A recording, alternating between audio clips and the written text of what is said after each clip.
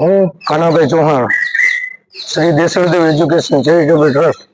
સંચાલિત ખવાસતપુર સમાજ રાજકોટમાંથી આજરોજ અમે કમિશનર કચેરીએ એક રજૂઆત કરવા માટે આવેલ હોય અને રજૂઆતમાં અમારો એવો પ્રયત્ન હોય કે જે અમારા સમાજ વિરુદ્ધ જે અભદ્ર ટિપ્પણીઓ કરેલ છે, જે હિન્દ પ્રયાસ કરેલો છે, જે વ્યક્તિએ હરેક સમાજનો એક ઉજ્જવળ ઇતિહાસ રહેલો છે ગુજરાતમાં અને 18 વર્ષનો પોતપોતાનું સ્વાભિમાન જાળવવું, એની ગરિમા જાળવવી આજે હરેક સમાજને ગૌરવ હોય. આજે અમારા ગૌરવને ઠેસ પહોંચાડવાનો જે પ્રયાસ કરેલો છે વ્યક્તિ વિરુદ્ધ આજે અમે ફરિયાદ દાખલ કરવા માટે આવેલ હોય. શ્રી જગદીશ બાંગરવા સાહેબને અમે રજૂઆત કરેલી હતી અને અમને સારો રિસ્પોન્સ આપેલો હોય